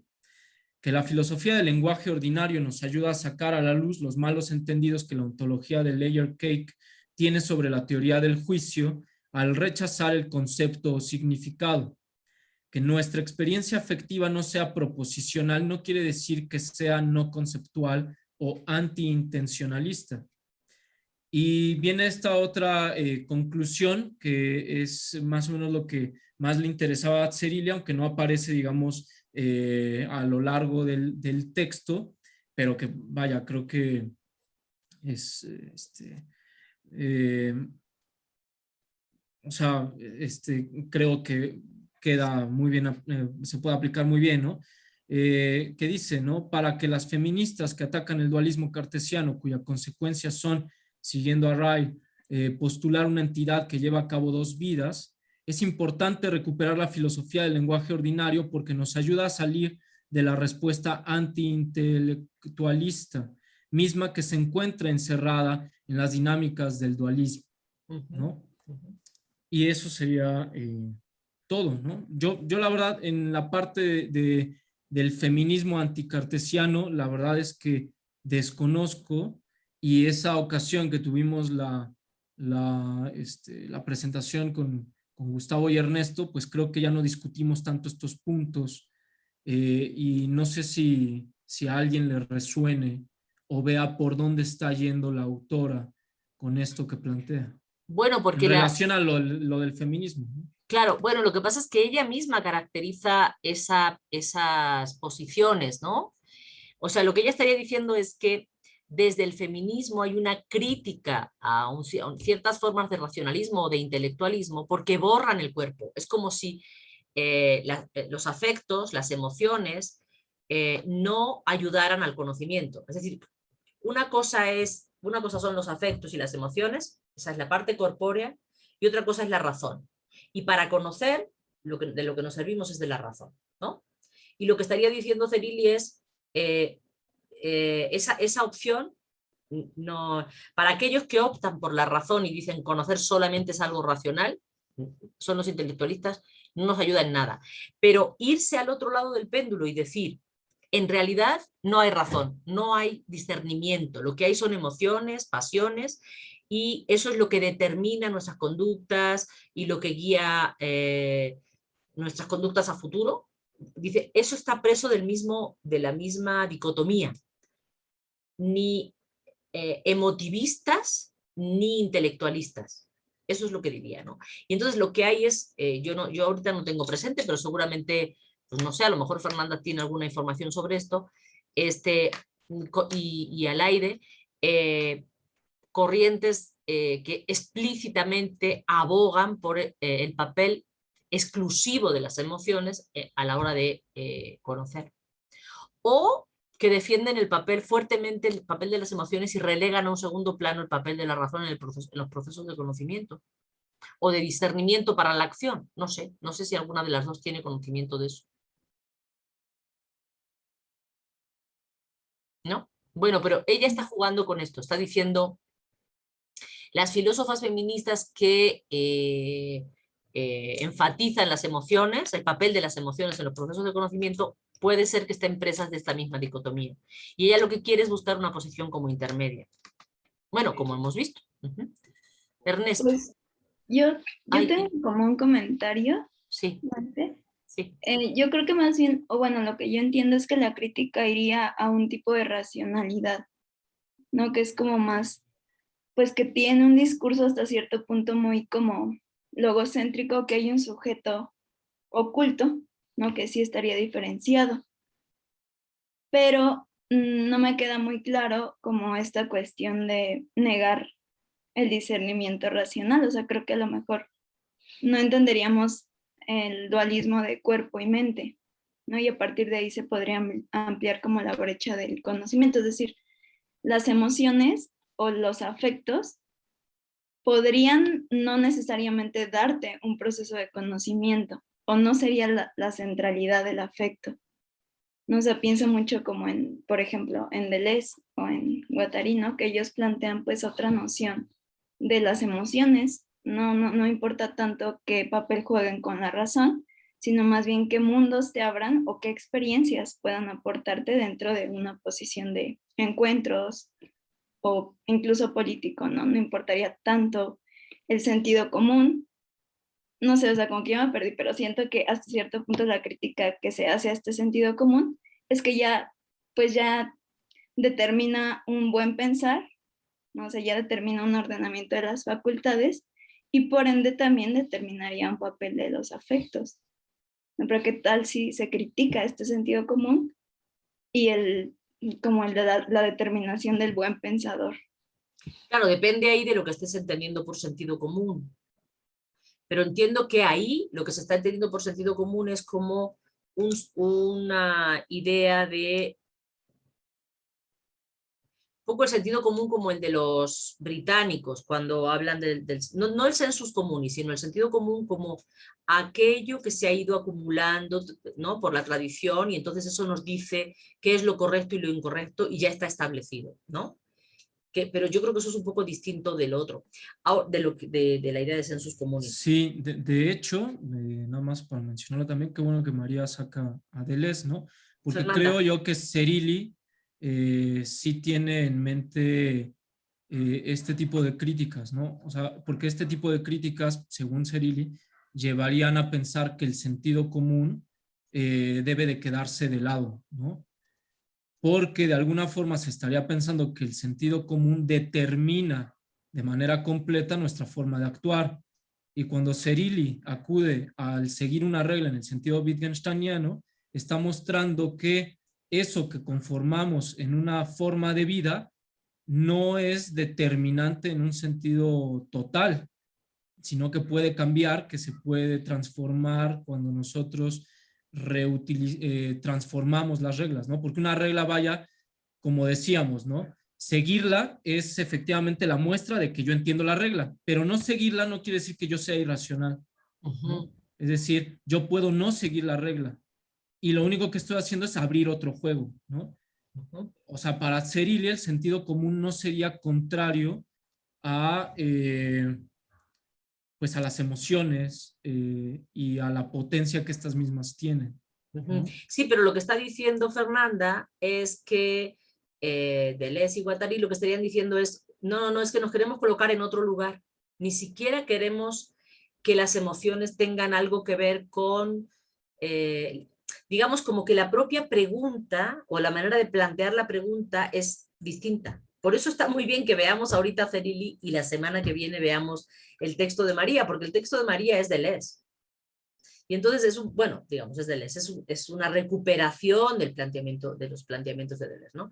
Pero bueno, el asunto es que pareciera que son dos lugares irreconciliables en las posiciones que dicen, no es que no queremos abrirnos, como estaba diciendo ahora Fernanda. Queremos abrirnos a las emociones y ver qué es lo que las emociones nos aportan, digamos, experiencialmente, entiendo, ¿no? Con independencia de si eso es racional, irracional, no queremos esa terminología, nos queremos colocar en otro lugar. ¿Estoy bien? ¿Es eso lo que estamos diciendo, Fernanda? Sí, o sea, tal vez no como desdeñarlo, sino más bien desplazar la pregunta, ¿no? ¿En qué sentido? En el sentido común, bueno, lo que dice o proponerles es como también se esconde hasta cierto punto, pues una determinación moral, ¿no? Una legislación del sujeto, etcétera, etcétera, y ver hasta qué punto pues se podría ampliar la visión, ¿no? Irnos o desplazarnos a otro lugar. Bueno, no sé. Sí, está perfecto. Y yo creo que lo que tendríamos que discutir es si en efecto esta propuesta de Zerilli, o sea, esta manera de ver, digamos, la relación entre las emociones y el discernimiento, no permite una posición intermedia, o sea, un acercamiento a la posición de Deleuze y de Guattari sin asumirla, desde luego, porque sí estaría diciendo, pero ¿por qué hemos de renunciar al discernimiento? Ella sí estaría diciendo, ¿por qué hemos de renunciar al discernimiento? Primero Ernesto había pedido la palabra y después Lucero. Digo, al aire. Al aire. Sí, lo mío es una pregunta. En el texto de Zerilli, cuando lo leí, me dio la impresión de que lo que a ella le interesa es como darle un marco conceptual a las feministas, ¿no? En el sentido de decir, ¿por qué vamos a renunciar al discernimiento y quedarnos nada más en la mera afectividad o el afecto? Y como que les trata de proporcionar un marco, o trata de proporcionar un marco en el que se pueda jugar eso, ¿no? Afectividad y discernimiento. Pero si uno lo voltea para nuestro curso, mi pregunta sería, ¿y qué le aporta la teoría del juicio ella en su desarrollo? Porque parece que en la teoría del juicio, tanto kantiano como arendtiano, ya está ya está el discernimiento, ya está la imaginación y también está la afectividad, ¿no? Entonces, Zerilli en su texto, ¿qué nos aportaría? Pero volteando la situación, diciéndole, en la teoría del juicio, su texto propiamente, ¿qué aportaría en ese sentido? Esa es como la duda que me surge.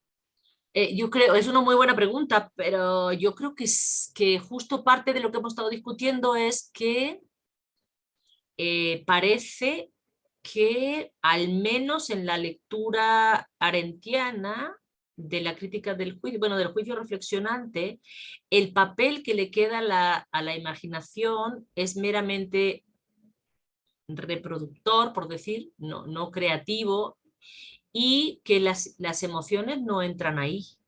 En todo lo que hemos leído, no sé, de Arendt no aparece el papel de las emociones. Ajá, en Arendt no, ¿verdad? Pero por ejemplo en Kant sí, porque cuando ya vimos lo de la crítica del juicio, cuando nos exponía Aura, la crítica del juicio era justamente que el juicio reflexionante, el discernimiento, ya contenía ahí de alguna manera el placer. Claro que esto sería como incipiente, no habría una construcción propiamente en Kant, ¿no? Por eso, precisamente por eso es que hago la pregunta en Zerilli, porque ya vislumbro que en Kant podría haber una forma de afectividad, pero esa beta todavía está como muy poco construida y precisamente por eso me gustaría saber Claro, por eso con Zerilli contundencia lo que está haciendo es decir, yo me quiero situar en esta posición, recupero a Kant, fíjate que no menciona Arendt, recupero a Kant y recupero a Cabel, y lo que está queriendo hacer es, a través de esa lectura, ella, digamos, justificar la posibilidad de incluir los afectos en el mismo momento de la experiencia, sin por eso renunciar al concepto. Eso es lo que está haciendo. Ahora, yo no he visto, yo más o menos he ido siguiendo lo que ella publica, yo no he visto un texto donde ella lo desarrolle. O sea, donde ella diga, bueno, ahora vamos a ver en qué sentido, qué afectos, ¿no? Digamos, vamos a ver ahora qué pasiones, el amor, cuáles. Eso no lo hemos Sí, visto. porque en Kant nada más era, y creo que había hecho una pregunta la sesión pasada de la relación entre Spinoza y Kant, ¿no? cuando decía que si se podía hacer alguna relación, y bueno, va justamente en este sentido porque en Kant nada más es el puro placer todavía, o sea, no hay, digamos, otro sentimiento que sea el de placer, y hasta ahí se queda, ¿no? En cambio, entiendo ya en Serilli, ya no solamente sería el placer, sino ya serían los afectos. Y esta me lleva a otra pregunta: ¿qué sería propiamente un afecto, no? Porque luego hacen distinciones entre afectos, emociones, sentimientos, y entonces ahí sería como ver, bueno, y propiamente qué sería un afecto y cómo se relacionaría con el discernimiento, y cómo esto a su vez sería puesto en el escenario del juicio político, ¿no? Porque en efecto, por ejemplo, en Spinoza, y creo que también eso lo desarrolla Deleuze y Guattari, hay ciertos afectos que, por ejemplo, podrían ser más adecuados en política que otros, lo que Spinoza llama los afectos activos, ¿no? Y, por ejemplo, los afectos pasivos, pues esos como que están un poco marginados. Entonces, esa sería como la pregunta de fondo de la situación. Claro, Oigan, y hay, necesito, si me urge, una pausa. ¿Podemos o no? O ya nos vamos, acabamos, ¿qué hacemos? sí, bueno, nada más vamos a responder esa pregunta. Y sí, hacemos una pausa. Vamos a llegar a la 1, ¿te parece? Faltan 7 minutos para poder terminar la pregunta de Ernesto y la de Alaide, ¿vale? Y a la 1 paramos 10 minutitos, como normalmente. ¿Sí? ¿Les parece? ¿Sí? Sí. Sandra, ¿puedes? ¿Sí? Bueno, entonces nada más déjame contestarle a Ernesto para que no se me vaya un poco la idea. A ver, justo mi interés en que recuperemos los planteamientos de Chantal Mouffe con un texto nuevo que todavía no hemos conseguido, pero bueno, sobre las pasiones políticas, iba por ahí. Y luego, en el curso, déjame que lo busque porque no me voy a acordar si no bien del título y luego digo cosas que no son, vamos a ver, estaba previsto, que era algo que había dicho, me parece que Frida, que ella podía exponer, estábamos pensando, a ver, leer el texto de Nussbaum, Emociones políticas, la primera parte. En este texto, justamente ahí podemos encontrar esta preocupación que tú tienes, es decir, cómo se define una emoción, cuáles son las emociones que son interesantes en política, por qué esas y no otras, etcétera. Y eso tendríamos que verlo. Ahora, la semana que viene, pues ya la tenemos comprometida con María y vamos a ver esto, ¿no? Y quizá estamos entrando un poco de lado.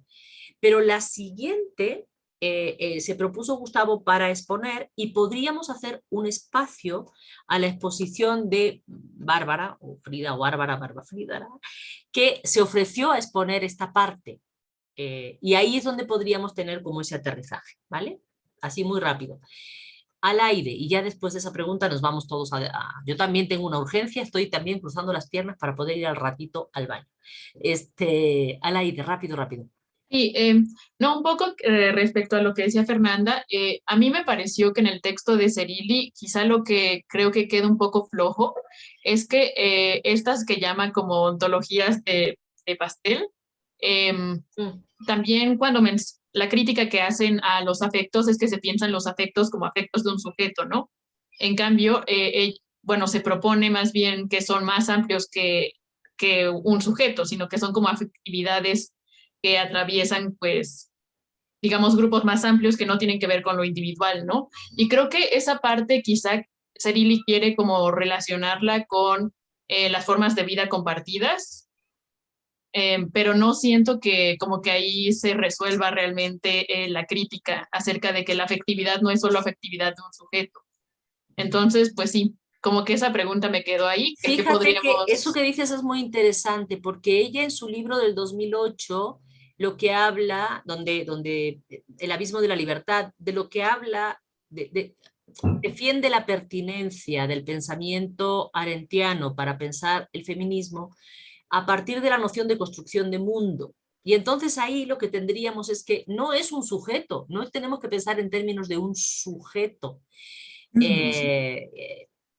sino de cómo una comunidad, un grupo, y ella acude a la explicación de las mujeres de la librería de Milán, para ver cómo con esas prácticas se va generando un mundo, digamos, un mundo de afectos. No es que sean mis afectos, sino ese mundo de afectos compartidos, ¿no? Entonces, ahí está lo interesante. Quizá podríamos hacer un vínculo entre esos dos planteamientos.